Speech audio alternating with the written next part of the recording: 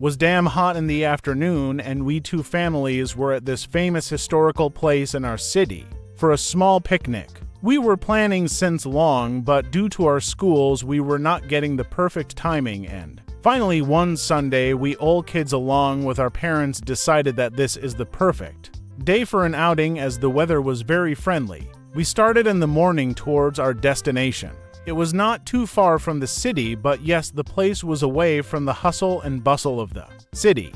We were total 7 members, my mom, dad, and elder sister, and the other family consisted of mom, dad, and one son. We both were of same age and also had same level of naughtiness. Since it was Sunday, so the place was fully packed. Many families in large numbers and few couples were to be seen around. We placed our mats and amenities and sat down. Our parents started their usual conservation, and we kids started to explore the fort. Some places in the fort were very lively with the sunlight directly hitting everywhere, and some places looked abandoned and dark with no access to sunbeams. But the universal human tendency is to get attracted to those things which we are not fully aware of. Like we were getting bored easily in those places which was fully visible, and we wanted to explore those spots which looked a bit haunted. Somehow with great courage we went to this one particular spot. It was deep inside and very dark. As we went further inside, we started hearing some noises. Since the place was empty, so the sounds were echoing, and I thought maybe some baby dinosaurs were screaming. When we are afraid, we tend to overthink a lot and start imagining the impossibilities. We 3 kids were scared to hell, but still had the curiosity of finding out the truth. I was thinking, maybe again I will rediscover dinosaurs. Kids can be very weird sometimes. Together we marched forward and the air was fully moist and damp. Then suddenly, we heard the noise again, and now we could see that they were not dingoes but bats. They were all hanging upside down.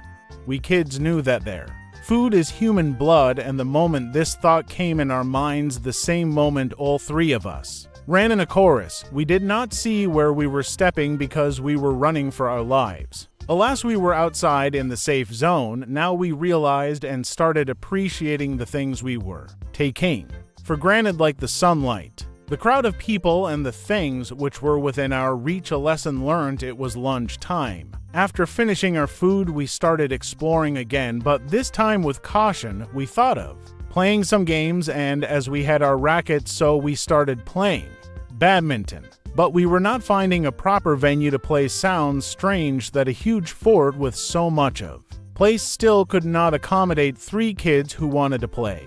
Finally, we found a place to play. We were about to start, but we saw a group of kids coming towards us holding cricket bats and ball. They had the bullying look on their faces. We did not budge from our place, and the moment of truth came. They told us to move and find some other place to play, as they wanted to play there.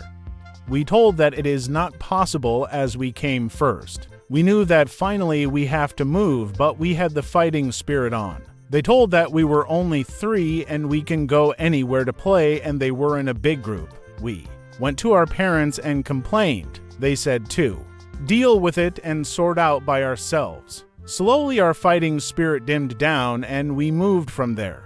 Then we saw a fort. It was the tallest among all the forts. We thought of climbing to the top as we saw many people up there enjoying the spectacular view and breeze. My sister told that she is afraid of heights, so we two decided to climb and our adventure began.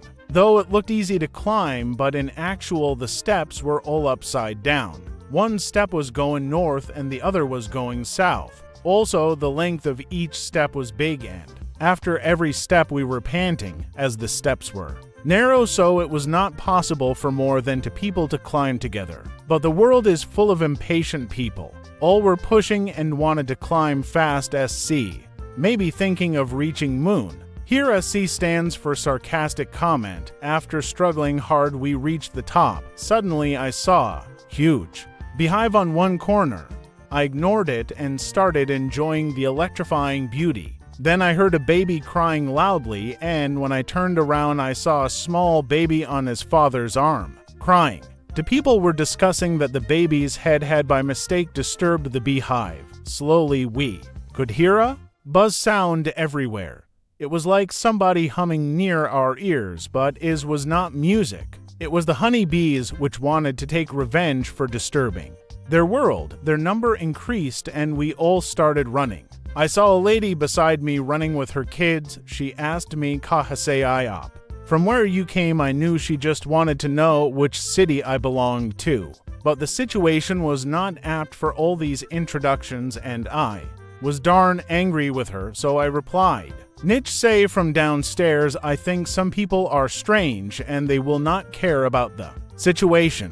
She started laughing and said we all came from downstairs. I was asking about place I.e. city. All my RBCs and WBCs, red and white blood cells, was boiling, not only because of the baby whose head had hit the beehive, but also of the lady who was annoying me to the core. Finally, I managed to run away from the annoying lady and saw my brother who was looking out for me. I felt relief by seeing a familiar face. We struggled to run as all the people were running like crazy. This was the first ever stampede I witnessed. In situations like these, mostly human beings forget the humanity and concentrate only on beings. Nobody was helping each other. All were pushing and trying to move forward, which was making the scenario even worse. Somehow we escaped and came down and gave a sigh of relief. We saw the bees had bitten 2-3 people and I thanked God that we were safe. My sister said, "Good that I did not go," and finally our not so funny outing with the bees ended.